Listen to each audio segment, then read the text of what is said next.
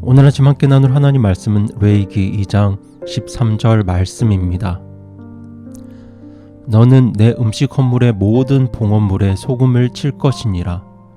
너는 내 하나님의 언약의 소금이 내 음식 헌물에서 빠지지 않게 할지니 너는 내 모든 헌물과 함께 소금을 드릴지니라.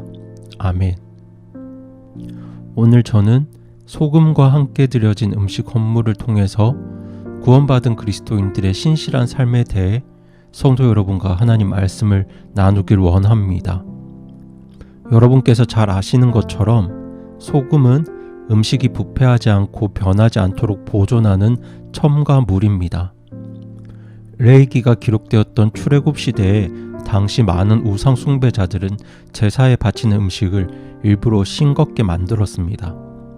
하지만 하나님께서는 음식 헌물을 드릴 때 절대로 소금을 빼지 말라고 하셨습니다. 이 소금은 히브리 문화에서 변치 않는 언약을 상징합니다. 옛날 이스라엘 사람들은 친구 집을 방문할 때도 소금을 가져갔다고 합니다. 같이 먹는 음식에 소금을 뿌려서 변치 않는 우정을 다짐했습니다. 그리고 두 사람이 서로 약속을 할 때에도 이 약속은 절대로 변치 맙시다 라고 하면서 그 약속을 소금의 언약이라고 불렀습니다. 성경에서도 이 소금의 언약은 등장합니다. 역대하 13장 5절은 이렇게 말씀하죠. 주 이스라엘의 하나님께서 소금 언약으로 이스라엘의 왕권을 영원토록 다윗에게 즉 그와 그의 아들들에게 주신 줄을 너희가 마땅히 알아야 하지 아니하겠느냐. 하나님께서 다윗의 후손들에게 이스라엘을 기업으로 주시겠다고 약속하시면서 이것을 소금 언약이라고 했습니다. 이것은 절대로 변할 수 없는 약속이라는 뜻입니다.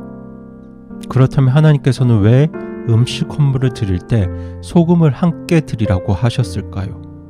왜 음식 헌물에 소금을 치라고 하셨겠습니까? 여기서 이 소금이 음식의 부패와 변질을 막는 역할을 했는데요. 바로 그 소금이 우리 예수님의 신실하심을 나타내기 때문입니다. 신실하다는 말은 믿을만하다는 뜻이죠.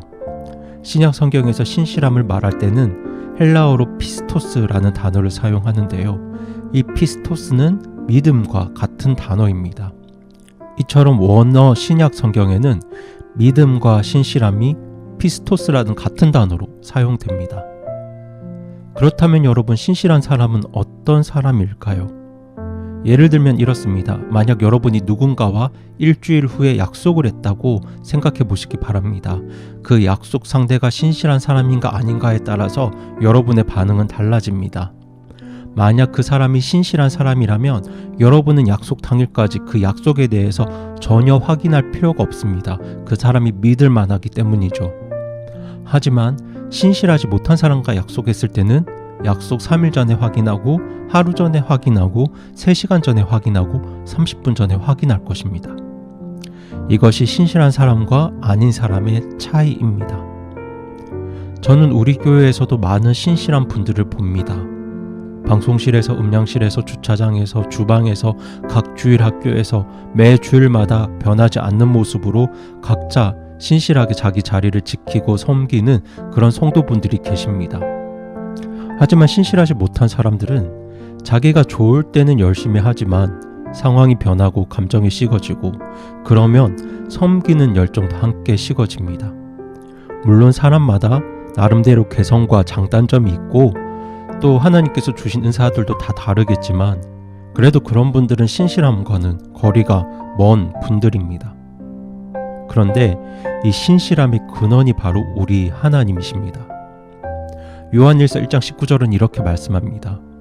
만일 우리가 우리의 죄들을 자백하면 그분께서는 신실하시고 의로우사 우리의 죄들을 용서하시며 모든 불의에서 우리를 깨끗하게 하시느니라. 아멘. 요한일서 1장 9절은 하나님의 신실하심에 대해서 말씀하고 있습니다.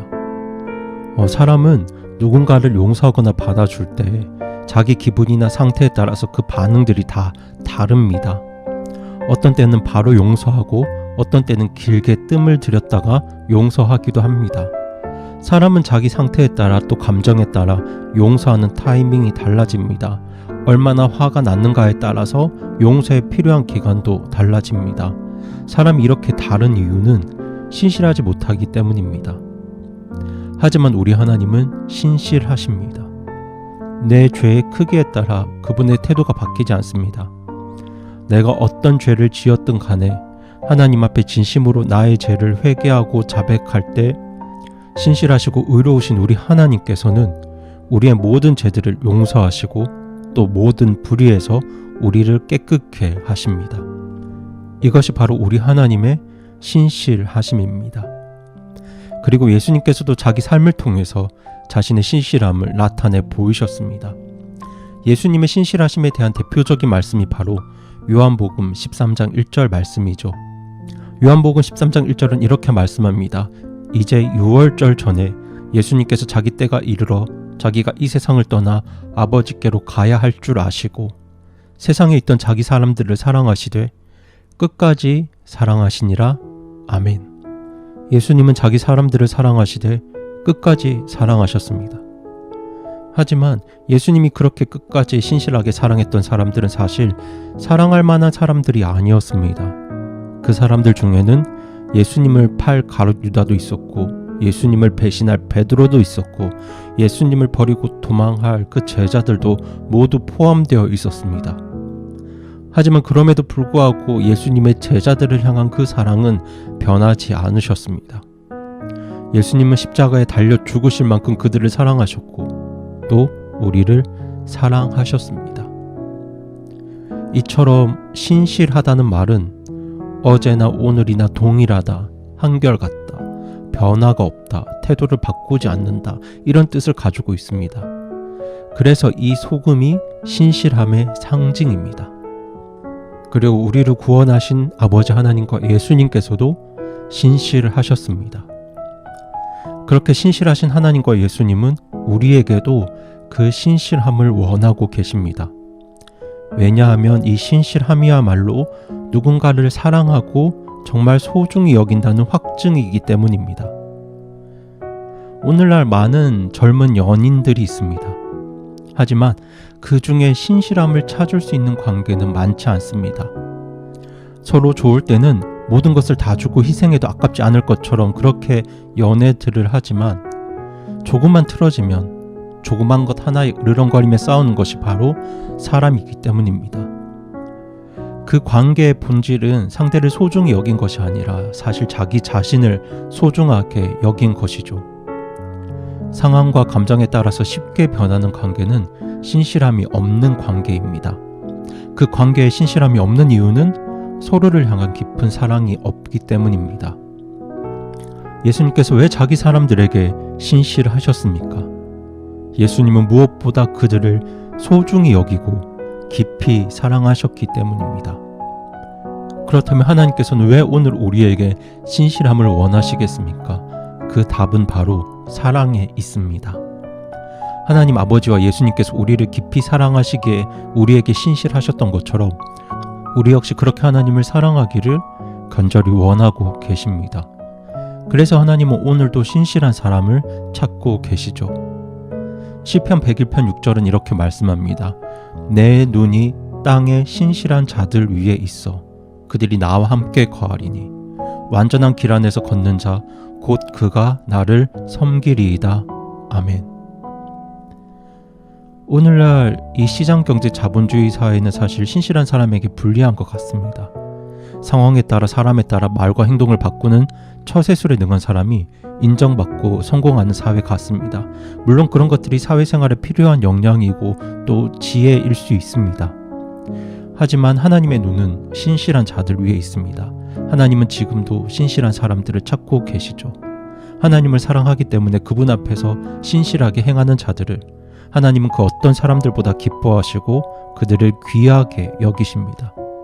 그래서 우리가 주님을 직접 뵙는 그날 주님께서 우리를 칭찬하시는 부분도 바로 이 신실함입니다. 세상은 처세술에 능한 사람을 인정하겠지만 하나님은 신실한 사람을 인정하고 칭찬하십니다.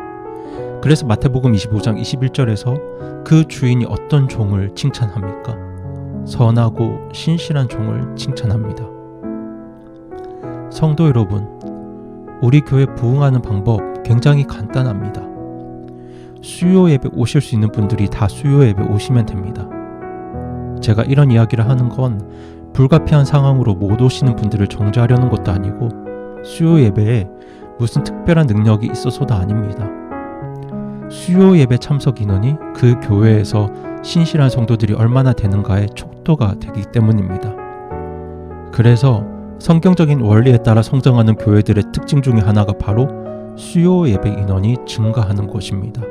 신실한 성도분들이 많아지는 것이죠. 그래서 예전에 제가 청년들과 성경 공부할 때도 너희가 수요 예배 오면 우리 교회 부흥한다고 그렇게 가르쳤습니다. 그 말의 의미는 너 한 사람이 신실한 사람이 되면 우리 교회가 부흥한다는 뜻이었습니다. 그렇게 하나님께서는 신실한 자들을 기뻐하십니다. 성도 여러분, 하나님께서 기뻐하시는 것 우리의 능력이 아닙니다. 신실함입니다. 하나님께서 기뻐하시는 것은 우리의 재능이나 은사가 많은 게 아닙니다. 하나님이 기뻐하시는 건 우리의 선함과 신실함입니다. 하나님 사랑하지 않아도 능력 있을 수 있고 재능 있을 수 있습니다. 하지만 하나님 사랑하지 않는 사람이 하나님 앞에 신실할 수는 없습니다. 하나님을 깊이 사랑하는 사람만이 어떤 상황과 감정의 변화와 그런 어려움에도 불구하고 하나님 앞에 신실합니다. 저는 그렇게 구원받은 성도로 살아가는 우리의 삶에 소금이 쳐졌으면 좋겠습니다. 우리의 삶이 하나님 앞에 신실하면 정말 좋겠습니다. 오늘 말씀을 듣는 성도 여러분, 예배에 신실합시다. 기도에 신실합시다. 하나님과의 교제에 신실합시다. 각자의 자리에서 교회를 섬기는 그 일에 신실합시다. 주님께서 기뻐하시는 일에 신실합시다. 예수님께서 변하지 않는 신실함으로 우리를 향한 사랑을 나타내 보이셨던 것처럼 우리 역시 하나님을 향한 최선의 신실함으로 그분을 향한 사랑을 나타내 보이는 저와 여러분이 되기를 원합니다.